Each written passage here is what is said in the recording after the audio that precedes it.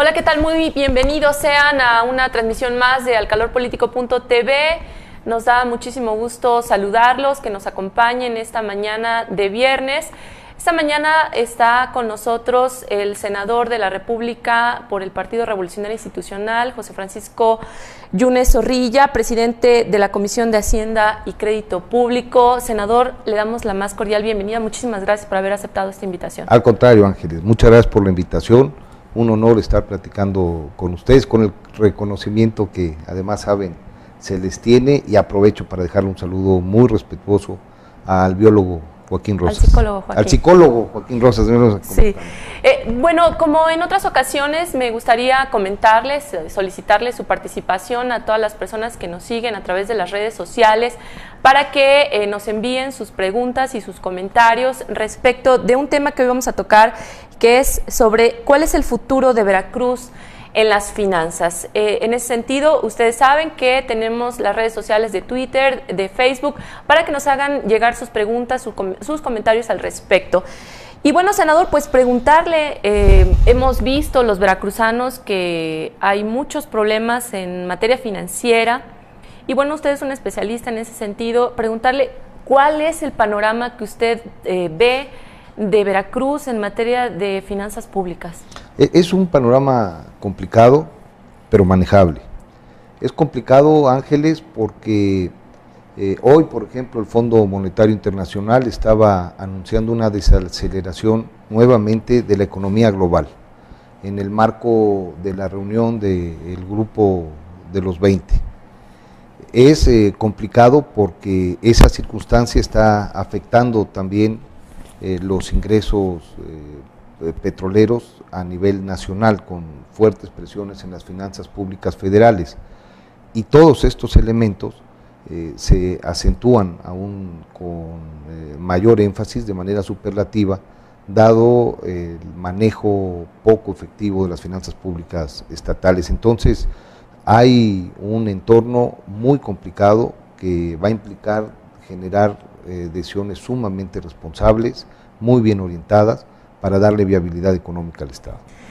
Pero, ¿cómo estamos? Pues finalmente se habla de denuncias por una cosa o denuncias por otra, y faltan en los servicios básicos de cualquiera de las dependencias, pues al parecer liquidez para poder ejercer todo o llevar a cabo las acciones de gobierno. ¿Cuál es la percepción que tiene? Habíamos platicado en este estudio en otras ocasiones y en muchas entrevistas, senador, de este déficit que el gobierno de Veracruz tiene mensualmente. Ese es el tema. Pero sigue siendo el mismo, se ha incrementado. Sigue siendo el mismo y de manera más complicado. Y en función de este desequilibrio se van agregando condiciones muy difíciles de manejar en el ámbito de las finanzas públicas estatales.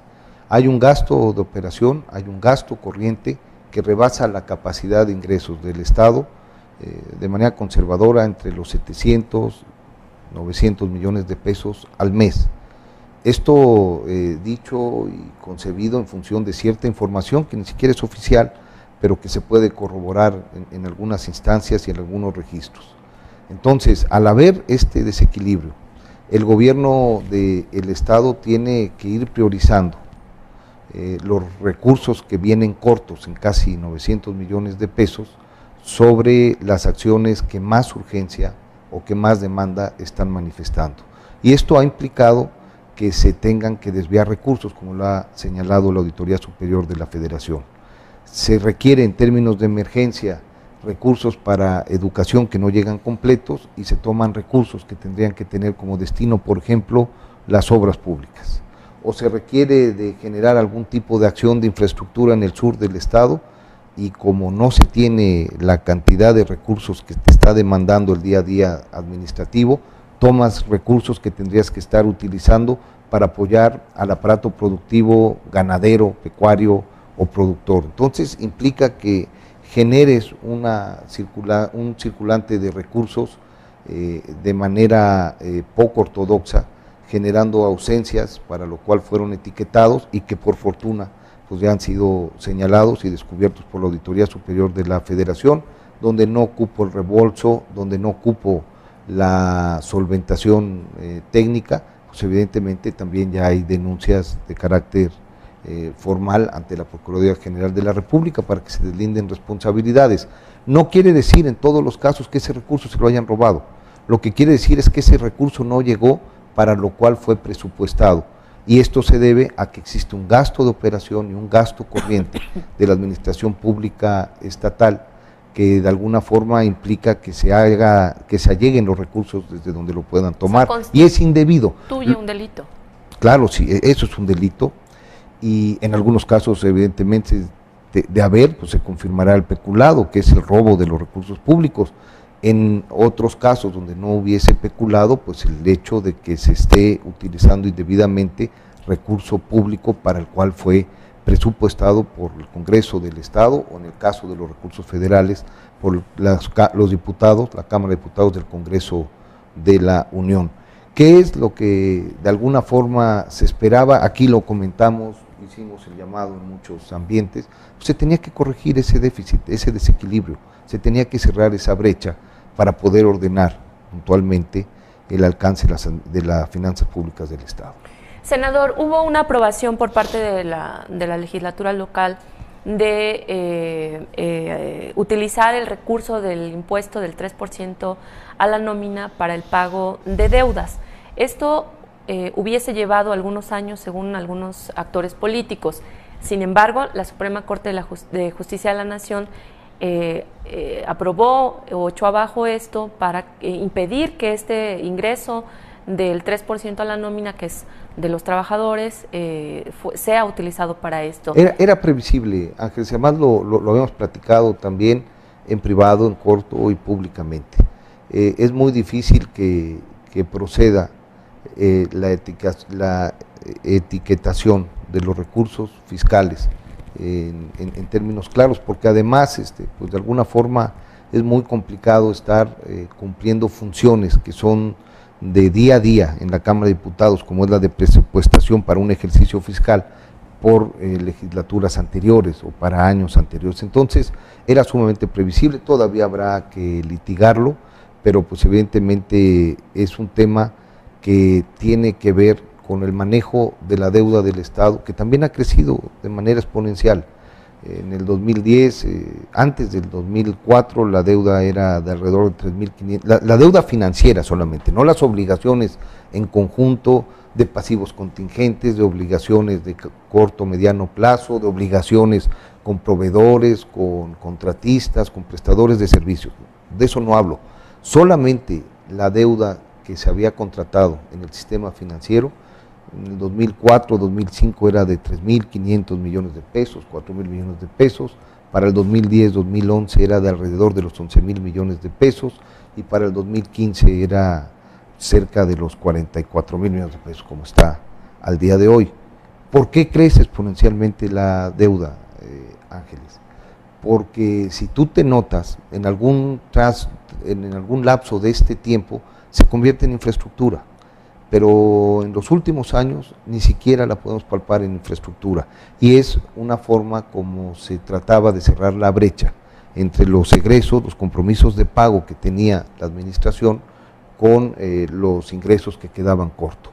La diferencia era a través de deuda, lo cual también es ilegal, seguramente, lo cual también es señalado en alguna auditoría, y también genera condiciones de presión inmanejable a las finanzas públicas, porque el servicio de deuda hoy seguramente estará ocupando alrededor del 70% de las participaciones que son de liquidez para el Estado. Entonces ahí urge una reestructura que permita revisar tasas, que permita generar plazos para poder tener liquidez, que es uno de los graves problemas que está enfrentando en este momento financieramente el Estado.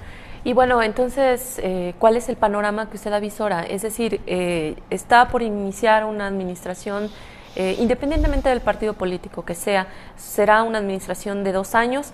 Sin embargo, en materia financiera, ¿qué le depara al Estado? Decía hace algunos días algún legislador federal que están dispuestos a reunirse ya con el gobernador electo para analizar el presupuesto del siguiente año. ¿Qué nos espera entonces? O sea, reestructurar la deuda, pero finalmente, ¿qué va a pasar? Es que son dos escenarios distintos, Ángeles.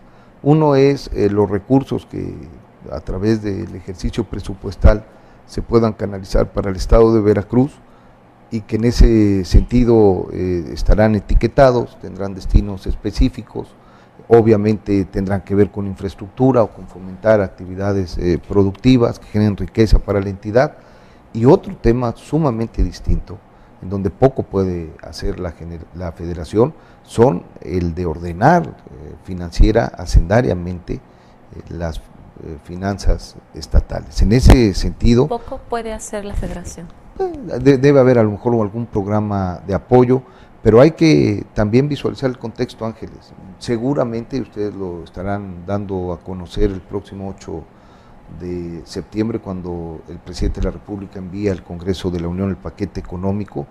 Debe venir un recorte al gasto particularmente importante para, con mucha responsabilidad, seguir manteniendo la tendencia de caída del déficit nacional, que es un déficit que en los últimos años, desde el 2008 para ser específicos, creció también exponencialmente, que hay un compromiso en el marco de la aprobación de la reforma hacendaria del 2013 de ir bajando los requisitos financieros del sector público, los requerimientos financieros del sector público, digamos que es la medida de deuda, de déficit más amplia para el gobierno federal, que tendría que ser de este año 2016 de 3.5 puntos del PIB, que quedó en 3, gracias a lo que aportó el Banco de México como excedentes, que para el próximo año seguramente tendrá que quedar entre 3 o 2.5%, y que esto pues evidentemente implica, ante la caída de los precios del petróleo y de los ingresos petroleros, que el gobierno tenga que apretarse el cinturón, y en ese sentido pues no va a haber mucho dinero si de la federación están esperando que se haga especialmente presente para cualquier estado. Ahora, también, Ángeles, sabíamos lo que iba a haber. Que estamos participando, sabíamos el escenario financiero, bueno, no lo conocemos todavía a detalles, fondo, pero no nos espantemos, pero era tan evidente, claro, lo hemos platicado desde hace año y medio, que también ya debe de haber previsiones, que ya debe de haber programa, que ya deben de haberse generado soluciones, porque pues evidentemente sabíamos lo que nos íbamos a encontrar y el tamaño del desafío que tiene Veracruz en materia hacendaria, financiera y administrativa. Oiga, derivado de qué pues es el origen de los problemas financieros de Veracruz, o sea, sí se brincan, toman recursos de una dependencia para ir tapando el hoyo en otra, etcétera, etcétera. El dejar correr el gasto corriente, el gasto de operación. No, el que vaya creciendo la nómina, el que vayan creciendo los compromisos de corto plazo, el que vayan también en aumento temas de comunicación social, temas de festividades, el que vaya en ese sentido el gasto corriente, el gasto de operación, ocupando cada vez más porcentaje del recurso disponible. Y entonces en una primera instancia se trata indebidamente, porque la ley lo prohíbe, de compensar a través de deuda. Y cuando se llega al techo de la deuda, pues empiezan a generar los ejercicios que se conocían, digamos en el argot ya coloquial, como el de la licuadora, de la revolvedora, en donde en una sola cuenta, lo señala la Auditoría Superior de la Federación, ingresan los recursos federales de todos los fondos, los que tenían como destino el sector productivo económico primario, secundario, el que era para infraestructura, los que tenían para educación o para salud, los ponen en una sola cuenta concentradora y de ahí, sin importar para lo que estaban etiquetados, lo están distribuyendo según la urgencia y según la presión del momento. Y en este sentido, pues es lo que la Auditoría Superior de la Federación señaló de manera recurrente, que es lo peor a lo largo de muchos ejercicios. Nos preguntan, senador, a través de redes sociales, el senador ha apoyado a productores como cafetaleros y cañeros, sin embargo, algunas organizaciones exigen al gobierno estatal apoyos. ¿Cuál es la realidad en esos sectores productivos? Yo considero, Ángeles, que el trabajo de un senador tiene por lo menos visiblemente dos compromisos. Uno es obvio, el de cumplir con una función legislativa, el de representar políticamente la entidad en el pacto federal, pero otro muy importante, al que yo le he dedicado especial tiempo, es también el de representar el aparato productivo en un desdoble económico de la entidad frente al pacto federal. Y uno tiene que llegar a pelear por aquellas actividades económicas que le dan de comer a los veracruzanos. Y uno tiene que exigir de la federación acompañamiento y atención. Y Veracruz es un estado sumamente rico, con grandes potencialidades en muchas ramas productivas. La caña, sin lugar a dudas, somos el primer productor y no había hasta hace 4 años que llegamos nosotros a la Cámara del Senado recursos específicos, etiquetados para esa actividad. Además nos toca acompañar el movimiento cañero quizás en uno de los momentos más complicados de los últimos años, que es con la caída del precio de la caña del 2013, de la zafra 2012, 2013, 2013, 2014. Hoy por fortuna hay mucho mejor precio para la caña, por ende hay buen precio del azúcar, pero en el 2013 y 2014 logramos a través del Senado de la República y de las organizaciones cañeras que se generara una erogación sin precedentes para el país en beneficio de esa actividad, de por el orden de los 1.500 millones de pesos y el otro año de 1.400 millones de pesos. Claro, lo tiene que instrumentar el gobierno federal a través de la Zagarpa y en los casos en los cuales se ocupe a través de la coordinación administrativa de otras dependencias. El tema particular de los cafeticultores fue igual, hace 2 años también, por razones de caída de precio, se logró una bolsa de la cual solo se utilizaron 112 o 118 millones de pesos, pero hoy para este año se están ejerciendo extras como razón de la participación del Senado de la República en comunicación con estas organizaciones de alrededor de 110 millones de pesos. Pero eran 400 millones de pesos. Eran 400 millones de pesos originalmente, de los cuales el gobierno del estado a través de los fideicomisos iba a instrumentar 118, 117 millones de pesos. Entiendo que hay 110 millones de pesos entregados por parte del gobierno del estado, ahí sí cumplió puntualmente con el sector, de recursos que gestionamos nosotros y que se buscó la forma de canalizar, de dispersar a través del gobierno del estado. Y los restantes 280 millones de pesos, por razones de reglas de operación y falta de articulación, la federación no los colocó en el estado de Veracruz, pero con cargo a esos, ahora este año logramos otros 110 millones de pesos, sí directamente con los gobiernos federales, sí considerando a quienes hubiesen cumplido con la norma, a los cafeticultores independientes y obviamente a las organizaciones. Y hay que reconocer... ¿Pero ya se entregaron? Ya se están entregando, en estos días están en proceso. Yo tuve la oportunidad de platicar todavía con ellos hace 3 semanas, en un ambiente de confianza y de que va caminando puntualmente. Por ejemplo, ahora con el tema del Fondem, se logró que el comité hubiese colocado alrededor de 96 millones de pesos para el desastre o los desastres naturales del 2015, gracias a la participación y a la sensibilidad de la Secretaría de Hacienda, utilizando los argumentos de los constructores veracruzanos, logramos que en lugar de 96 fueran entre 230 y 250 millones de pesos, con el compromiso del secretario de Comunicaciones y Transportes, frente a los líderes, a los representantes de las cámaras constructoras de los estados, de que pudiesen ya ser asignados para el aparato productivo de la entidad, porque estamos económicamente en serios problemas recesivos. Lo platicábamos, Ángeles, hace un momento. La economía nacional no va como quisiéramos que fuera, pero va caminando. Pero si yo hablo de la economía nacional y la contrasto con la economía de la entidad, pues ciertamente estamos por debajo del promedio. Por razones que impactan directamente a las zonas petroleras, sin duda, pero también por razones de que el gasto público, tanto del Estado como de la Federación, y en algunos casos de los municipios, porque tampoco les llega completo, claro, pueden estar generando condiciones de desarrollo y de crecimiento. Se va haciendo un círculo ahí, ¿no? Sí. También nos preguntan, debido a la caída del precio en el petróleo, recortaron a mucho personal en Pemex y ahora aquí en Coatzacoalcos hay mucho desempleo y los trabajadores se dedican a tomar las casetas y pedir dinero de otra forma.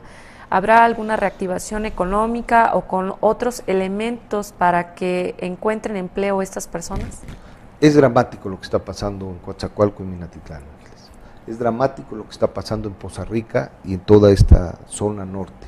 Son polos de desarrollo que tenían como eje, evidentemente, la actividad petrolera, pero también son regiones que han aportado cantidades, sacrificio, tiempo, recursos al desarrollo nacional. Me parece que el país nos debe a los veracruzanos, pero particularmente a los veracruzanos de esas zonas, un acompañamiento puntual y estricto. Uno, celebramos que el presidente de la República haya considerado a esta zona del istmo de Tehuantepec, entre Salina Cruz, Oaxaca, y la zona de Minatitlán, Cozoleacaque y Coatzacoalcos, en la parte del Golfo, como una zona económica especial que va a implicar, además de facilidades administrativas, un mayor compromiso de inversión y de infraestructura. Y logramos también en la discusión de la Cámara, y ahí yo tengo que asumir, por lo menos en esa proporción, parte del crédito, que el componente local, que los industriales organizados, los comerciantes organizados, los profesionistas organizados de esas regiones pudiesen tener mayor presencia y pudiesen darle mejor seguimiento en los órganos de control local y regional de ese tipo de acciones. Entonces, esto ya no tan solo se votó en el Congreso, ya lo promulgó el presidente de la República, sabemos que ya hay encargado, estaremos esperando a quién nombran para esta zona en lo particular, pero es una alternativa a la actividad petrolera. Por otro lado, hay un programa especial de reactivación económica que sí tiene como prioridad el de articular transversalmente al gobierno federal con acciones y con obras para esas regiones donde la depresión económica de verdad es inmanejable. No sabes el grado de desesperación que se percibe en esas zonas por las consecuencias que estamos conociendo, como se percibe en la zona sur de Texas, también vinculada a la actividad petrolera, como está pasando en Venezuela, con una recesión del 7%. Es un tema de que la caída de los ingresos petroleros y la depresión económica de esa actividad, pues evidentemente se focaliza y se padece en zonas y en regiones específicas, como son las que estamos mencionando. Hay ese compromiso, el presidente no lo pudo anunciar. Nosotros logramos que estuviese considerado Veracruz, al igual que Campeche y Tabasco, se empieza ya a percibir. Yo entiendo que existe ya algunas acciones, por ejemplo, en Petróleos Mexicanos, para el caso de Poza Rica, de estar cubriendo la cartera vencida, porque había una deuda también de manera importante, pero no lo pudo anunciar en virtud de la veda electoral para cuando fue, pero está ya caminando. Y por último, y de manera a lo mejor más al mediano, largo plazo, las nuevas pautas de la reforma energética, la posibilidad de que puedan más actores, a diferencia de Pemex, intervenir, generar recursos, pues de alguna manera estará también generando condiciones futuras de inversión que suplan. Sí tienen esperanza entonces los trabajadores, porque bueno, también el secretario de Energía, bueno, Pedro Joaquín, había hablado, ¿no?, de la adjudicación con las rondas, la 0, la 1, de este tipo de inversiones para Veracruz en diferentes puntos, ¿no? Y los farm out, nosotros tenemos que ver que los farm out, aun cuando tienen que pasar por la Comisión Nacional de Hidrocarburos, puedan también vincular directamente y ganar tiempo y ganar procedimientos con Petróleos Mexicanos, en otra figura, sin violentar la ley, de manera muy transparente, pero que puedan estar integrando los componentes locales, domésticos. Ha sido mi bandera, Ángeles. Queremos trabajo para los veracruzanos, son subcontratados por las grandes empresas que son las que ganan las licitaciones, pero son las que hacen el trabajo a menor costo, por lo que tenemos que ver cómo de manera más eficiente logramos instrumentar el gasto público y sí integrar a los productores, pero particularmente a los constructores, a los empresarios veracruzanos. No vamos a parar en que esto se pueda concretar. También nos preguntan, ¿cree que la basificación que se hizo de más de 7,000 empleados del gobierno del estado se puede echar atrás, como lo han afirmado algunos miembros de partidos opositores? Yo creo que primero hay que partir de un gran reconocimiento a los trabajadores al servicio del Estado, la necesidad de generarles certidumbre laboral, la necesidad de que vayan acompañados con todas sus prestaciones.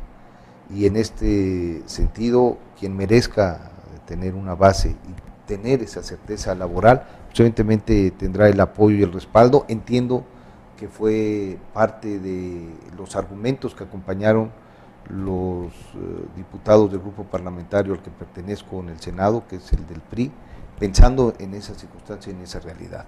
Pero por otro lado, Ángeles, estamos comentando que buena parte del problema económico del Estado es el gasto de operación, el gasto corriente. Entonces, eso implica adelgazamiento, ¿no? Y en ese sentido, me parece que buena parte de la revisión de las calificaciones al Estado de Moody's, por ejemplo, pues tiene que ver con esa señal que se manda, baja la calificación del Estado, baja su potencial crediticio, porque todos sabemos que el diagnóstico es adelgazar el Estado y la administración pública y no ensancharla. Entonces, pues obviamente, pues se manda una señal negativa para las finanzas estatales. O sea, es como querer dejarle absolutamente cero en la caja para arrancar la nueva administración. Digo, porque pues obviamente, como hablaba usted bien, estos trabajadores no solamente son basificados, o sea, se les otorgan todas las prestaciones de ley y por lo tanto eso genera una erogación de recursos. Y es su derecho, Ángeles, y yo sí quisiera que la respuesta, y que así quedara clara, siempre estará a favor de la causa trabajadora. Yo no tengo la menor duda de que esto es una circunstancia que merece el acompañamiento y el respaldo, que no haya duda en ese sentido. Pero si lo que estamos hablando, más allá de matices políticos, es que el gasto de operación de la administración pública es el que está generando este desequilibrio, pues evidentemente no se prevé que sea dándole más cargas. ¿Y se podría echar marcha atrás esta basificación? Pues, ¿usted lo estima que no sé, a lo mejor será tema que con muchísimo cuidado tendrá que analizar el Congreso actual o la próxima legislatura, no sé si además proceda en algún tribunal. Hay que recordar que a nivel federal el Partido Acción Nacional, en la época del presidente Calderón, con cargo a un sistema profesional de servicio, pues generó también involucrar muchísima gente. Entonces, es algo natural, es algo normal, hay que ver quién sí lo merece, hay que ver quién no merece una plaza y hay que ver cuánto puede soportar la hacienda estatal en función de su burocracia, de su aparato administrativo. Pregunta Irel Reyes en Facebook, ¿sigue firme en sus aspiraciones a la gubernatura en el 2018? La verdad es que pensar en Veracruz y pensar en generar condiciones desde esa posición ha sido una determinación, una convicción puntual. Tampoco hay obcecación, tampoco hay una obsesión. A mí me parece que desde el Senado de la República estamos trabajando, estamos dando resultados, estamos esperando qué es lo que va a suceder políticamente para el Partido Revolución Institucional después de los resultados de junio. Yo creo que tenemos la obligación de actuar con mucha seriedad, con mucha sobriedad. Tenemos que ponderar positivamente, antes de cualquier otra circunstancia, la unidad del partido. Y en este sentido, cuando se lleguen los tiempos, a priori, Ángeles, seguramente sí estaré valorando la posibilidad de participar y muy claro del gran desafío que tiene el Estado de Veracruz para adelante. Pero primero hay que pasar este proceso. Luego hay que ver electoralmente el proceso del 2017, que es fundamental, y luego ponderar entre todos los que tengan la legítima aspiración qué es lo que más le conviene al partido para poder reinsertarse como una opción real que genere confianza en el electorado. Eso es lo más importante. Yo sé que en otras ocasiones le hemos preguntado si aspiraría de manera independiente, pero ante esta situación, ante este resultado electoral que tuvo el partido, fácil, Ángeles. ¿sí? Hoy es el camino fácil. El PRI yo creo que goza un rechazo puntual. El presidente de la República, oí a Ricardo Alemán en una entrevista matutina de hace 2 o 3 días, siempre ha sido, digamos, parte del deporte nacional señalar, vociferar contra el presidente de la República, del que se trate, el partido que se trate, pero con especial gozo, con especial furia se hace cuando el presidente es Enrique Peña Nieto. Entonces, hoy el camino más fácil, pragmático para cualquier partido es el de dejar el PRI y el pasarse enfrente. Pasa casi, tránsfuga es en la literatura electoral de ciencia política el personaje que pasa de un partido a otro partido. Y ser tránsfuga del PRI es como si en la cosmogonía hindú uno atravesara el Ganges, automáticamente se purifica, deja uno todos los pecados en el PRI, ¿no? Después de todo lo que se hizo en el PRI, que se pueden generar de manera puntual excesos de un personaje, se pasa al otro partido y automáticamente se purifica. Y luego pues llegan obviamente con toda la pasión, toda la emoción, toda la intensidad del converso, que casi siempre también es clara. Entonces yo me ubico en el PRI, yo sigo convencido que más allá de malos priistas, es la mejor oferta política de este país. Es el partido que como clase política ha transformado este país. Es el único partido que ha generado las reformas del siglo XX, desde la revolución, dando un andamiaje institucional, la segunda generación de reformas que instrumentaron a principios de los 90, le dieron consolidación, le dieron viabilidad.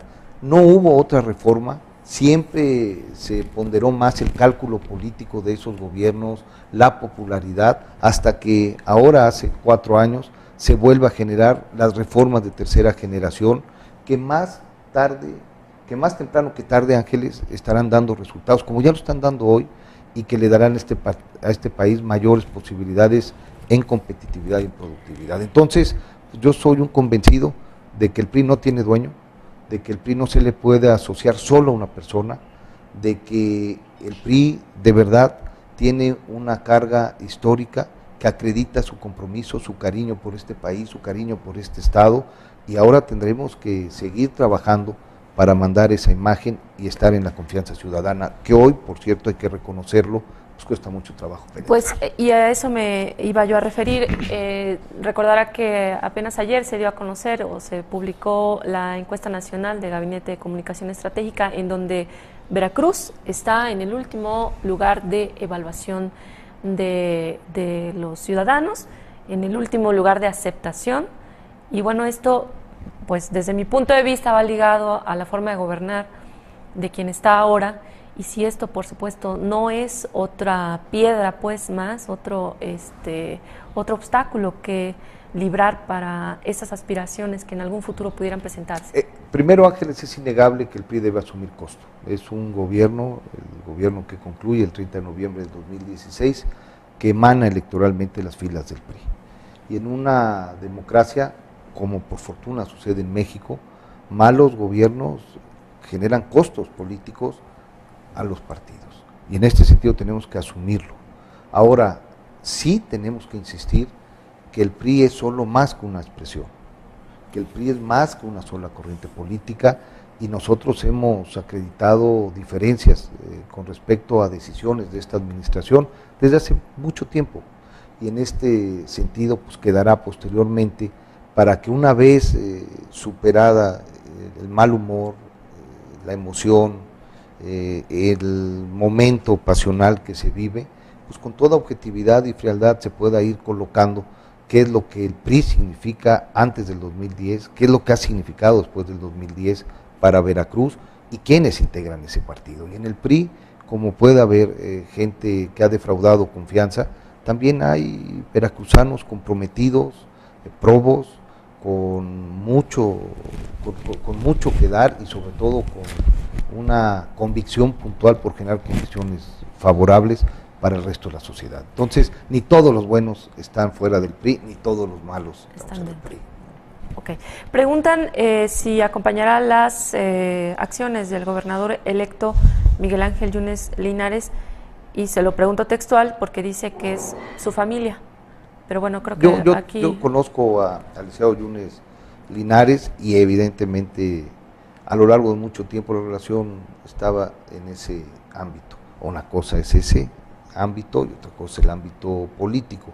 Y es claro que así también de origen y puntualmente hay diferencias con respecto a la interpretación política. Él defiende un postulado que a mí no me convence, yo defiendo un postulado que creo, reitero, es el que está comprometido con los que menos tienen en este país, con las grandes reformas que le pueden dar a este país mayor equidad y que pueden impactar para bien en la convicción. Yo he sido, que puede impactar para bien, perdón, en el bienestar y en la calidad de vida de la gente. Por convicción, Ángeles, yo soy, porque me ha tocado serlo, un hombre comprometido con el Estado y con el país. Y en este sentido, seguramente ustedes lo percibirán, no habrá ningún tipo de propuesta que como objeto tenga generar condiciones favorables para Veracruz, al que yo del que yo me pueda sustraer por estricto cálculo político o por estricto cálculo electoral. Yo estaré acreditando positivamente cualquier acción que le signifique a Veracruz y le estaré acompañando, porque como diputado de oposición, que me ha tocado serlo en 2 ocasiones, está también acreditada esa forma de ser. Entonces, nada contra Veracruz y todo lo que yo pueda sumar por Veracruz. Con el licenciado Yunes Linares, quien es gobernador electo, hay una relación de respeto, pero hay diferencias políticas completas y totales. Él defiende una visión de Estado para el Estado distinta a la que yo he instrumentado desde el inicio. Y no es, me adelanto, una visión que tenga que ver a favor de la corrupción y en contra de la corrupción, a favor de la impunidad y contra la impunidad. Es una visión de modelo de desarrollo, de instrumentación política que está de alguna forma definida en los estatutos y en los programas de acción de ambos partidos políticos. Y a mí me convence la del PRI. Muy bien. Pregunta Armando JHC. Llevan 20 minutos tratando de explicar que el desvío de recursos se debe a que el recurso federal no llega y deben tomarlo de otros lados a nivel estatal. Eso ya lo entendimos. Pero usted, como legislador y representante del pueblo, ¿qué está haciendo para mejorar la situación económica actual? No, yo creo que el recurso federal, yo creo que nos entendió mal. El recurso federal sí llega. Tristemente, en la intermediación del gobierno del Estado no llega para lo que fue presupuestado y etiquetado. Y las razones son las que ya platicamos. Y como senador de la República, en la arista hacendaria, la verdad es que sí nos hemos hecho presentes con ampliaciones presupuestales sumamente importantes, que hemos logrado, Ángeles, que de manera directa lleguen a donde naturalmente no estaban llegando. Hemos hecho del Senado de la República un espacio de apoyo al campo veracruzano, a los ganaderos, a los citricultores, a los piñeros, a los cafeticultores, a los cañeros, de manera puntual, con recursos, con acciones que evidentemente ellos deben acreditar. Nos hemos hecho presente quizás con uno de los sectores productivos más marginados y más vulnerables, como es el de los pescadores. Tienen que enfrentar vedas injustas quienes viven al día, quienes viven de pescar todos los días. Y hay vedas de camarón, hay vedas de robalo, que a veces son de 45 días, que a veces son de más de 105 días, y hemos logrado por primera vez en 3 años, de manera consecutiva, gracias a la gestión del Senado de la República, de que haya programas de empleo temporal para esos lapsos de tiempo. Es una dádiva que no resuelve el problema, pero que de alguna forma implica reconocerle en los hechos la magnitud de la circunstancia que afrontan y la importancia que tienen para el Estado. Hemos logrado muchos recursos de manera directa en gestión compartida con los municipios para que puedan mejorar su equipamiento urbano, y hemos pedido a los señores presidentes municipales que puedan estar involucrando también a los constructores y al aparato productivo de la zona y de la región para que el beneficio no sea solo la pavimentación o el espacio público, la escuela, sino que también el trabajo que se pueda generar y la derrama económica en beneficio de esa zona y esa región. Hemos entregado en función puntual, conscientes de que así se promueve el desarrollo regional, obras de infraestructura carretera sin precedentes, de punta a punta, desde acciones que tienen que ver con la parte de Oteapan o de Zaragoza, como acciones que tienen que ver con la zona de la Huasteca en Chalma, Chiconamel, pasando por todo el estado, en zonas particularmente pobres, incomunicadas, que eso pues de alguna forma está acreditado. Y de manera especial también hemos logrado recursos que tienen que ver con el acompañamiento de instituciones para poder apuntalar actividades muy significativas en estos momentos tan complicados como son de la cultura y la educación. Entonces, a mí me parece que hemos hecho, están acreditados esos recursos, forman parte ya en muchos lugares de su equipamiento urbano, de su conectividad geográfica, y bueno, pues la verdad es que ha sido una muy buena oportunidad ser senador de la República. Senador, pregunta Susana Pérez Hernández, la situación de los jóvenes becarios corre riesgo el próximo año, esto es por las últimas noticias que se ha dado por el dinero que entregó la SEP y resulta que no ha sido entregado a los becarios. También pregunta Sergio Joya Gómez, ¿qué opina el senador de tener líderes preparados, profesionalizados y con perfiles para poder dirigir cada área del Estado y dejar la política de compadrazgo? Yo creo que es el gran tema y el gran reto. A mí me parece que se debe profesionalizar el ejercicio público y deben de estar los más aptos y los más capaces en la responsabilidad para los cuales se prepararon. Coincido plenamente con él. Con respecto al tema de las becas, sí es un asunto sensible, es un asunto sumamente importante. Vamos a ver que los recursos federales que cumplan con ese propósito lleguen en beneficio de los becarios. Ahora, no sobra el comentario, Ángeles, estamos realmente esperando que el ejercicio político pueda estar acompañado, ahora sí, de un andamiaje institucional que castigue la corrupción, que castigue el malo desempeño, que quienes venimos por detrás tengamos muy claro que si la intención es meterle la mano al cajón, sacar provecho de un espacio público en términos personales, va a haber un castigo y va a haber una sanción ejemplar. Es triste, pero los grandes capitales, los grandes patrimonios que se amasan al amparo del ejercicio público son realmente inadmisibles y lastiman con razón la credibilidad de quienes nos dedicamos de buena fe y de manera honesta a esto que es una vocación. Entonces, yo estoy muy, pero muy contento, primero, de que sí esté en el ánimo de la gente, que forme parte de la agenda pública colectiva el tema de castigar la corrupción. Porque antes, pues ciertamente no nos gustaban los corruptos, pero no era un tema que nos alarmara o que hubiese una presión y un acompañamiento para que hubiese sanciones, siempre y cuando hubiese obra, siempre y cuando hubiese trabajo, siempre y cuando hubiese dispersión de recursos. Hoy, a pesar de que haya todo eso, quien sea corrupto debe de estar en la cárcel. Como senador de la República, celebro que el presidente Enrique Peña Nieto haya enviado este conjunto de leyes que generan un sistema nacional que le da más instrumentos al Estado mexicano para perseguir y para castigar la corrupción y los malos funcionarios. Senador, me gustaría que brevemente me cerrara ya para terminar esta participación suya aquí en alcaldepolitico.tv. Entonces, el panorama que nos espera en los próximos 2 años y este tema de las auditorías, de la Auditoría Superior de la Federación, las denuncias que hay, ¿qué va a pasar finalmente? ¿Hacia dónde vamos? Hay 2 temas, Ángeles. En primer lugar, las denuncias que la Auditoría Superior de la Federación interpuso ante la Procuraduría General de la República, que digamos tiene que ver con el marco de rendición de cuentas y que tiene que ver con desvíos, con omisiones, con uso indebido del presupuesto, y esperemos que haya sanciones de manera puntual. Pero por otro lado, también hay que reconocer, es público, que ya hay auditorías que no tienen, este tipo de denuncias tiene que ver con los encargos. No importa cómo se llame el secretario de Finanzas o no importa cómo se llame el oficial mayor de la Secretaría de Salud. Si él, ostentando esa responsabilidad, tenía que cumplir con ciertos requisitos. Claro. Es prácticamente a la figura, al encargo institucional.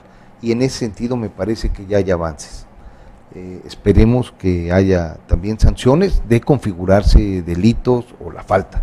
Tampoco puede haberla si no se puede comprobar, por un lado. Pero por otro lado, hay auditorías personalizadas, que ya no tiene que ver con el encargo, Sí.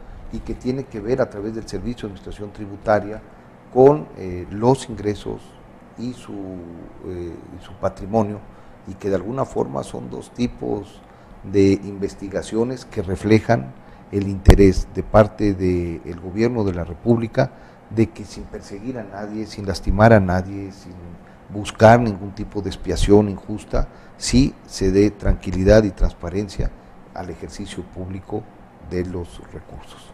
Muy bien, senador, pues le agradecemos muchísimo que haya estado con nosotros aquí en esta transmisión Gracias, de Ángeles. alcalorpolitico.tv. Gracias, Ángeles. Y si quieren, posteriormente, sin abusar aquí de la hospitalidad del psicólogo Joaquín Rosas y de tu generosidad, Ángeles, y de quienes nos hacen favor de acompañar, platicar el paquete económico a nivel federal, a mí me parece